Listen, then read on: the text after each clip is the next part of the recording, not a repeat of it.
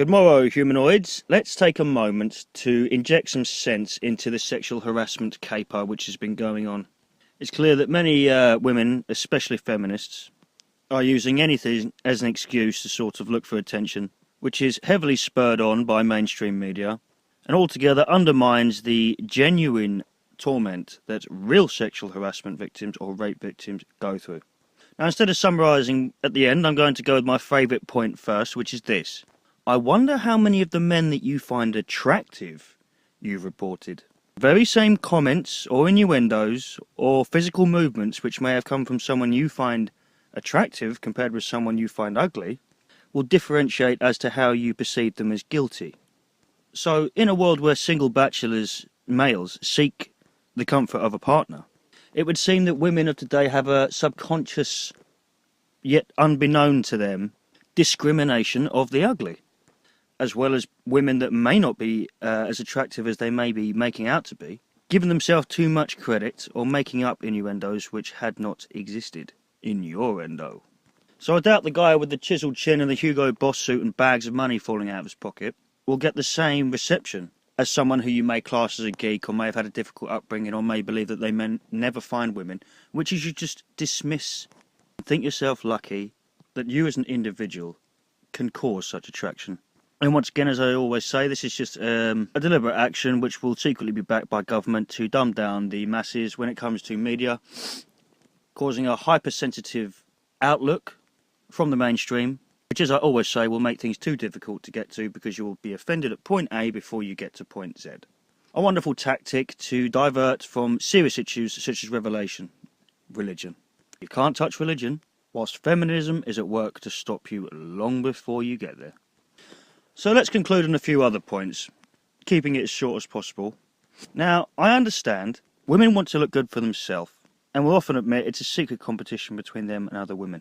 But for human beings to go and spend copious amounts of money on makeup and hair products, a ludicrous sum of finances on haircuts, to spend 3/4 of an hour, an hour and a half sometimes putting on makeup every morning, doing everything in their power to look like anything but themselves, and to then not only judge how men look, leaving the door normally after spending an hour on themselves, they then act surprised when someone falls for the attraction they're trying to perceive, to give out. So I think a lot of you know exactly what you're doing. Masculine lesbians, I doubt they suffer from the same thing. So my challenge to any of you that are really getting upset about it, as I said before, I'll tell you what, if you make up at home, don't wash your hair for days, don't wash, and then let's see if you have to worry about being treated differently. I'll wager your sexual harassment problems will be over, and you know it, while your Chanel mascara sits in the cupboard.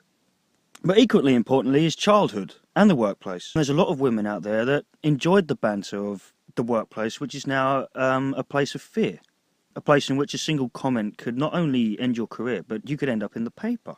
Now, I remember as a young man, and all my friends, it takes a long time growing up to figure out who's who and what's what, and flirting and playfulness is a large part of that. Not only are adults now in distress, but men with bad social interactions are now even further away from finding out if someone finds them attractive in ultimate fear, which will result in more men dying alone. It will result in the upbringing of children terrified and far less confident with the opposite sex. People that have been heavily lectured, or worse off, just led by a media in which they will believe because it seems like a reliable source when you haven't been around long enough to know how many times it's got it wrong. People like the BBC seem like God to you when you're a kid, and then one day it all clicks.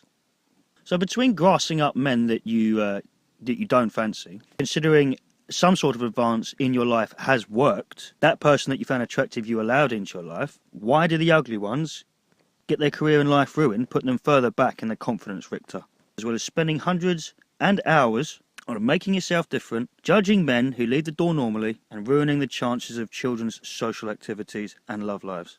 You need to learn young to be good in the future. As we know, most women don't agree with this rubbish, because today's women are far too intelligent for that. Only people I address are feminists and attention-seeking oddballs who will set too high a standard to the impressionable young, who will follow it through for them when they're long gone. And it's suspicious you listen to Hollywood when they kept it all a secret in order to build their careers first. You've been listening to Mr. Heretic, Revelation be damned. Thank you again for the time in which you've invested. As always, think for yourself. No one else can.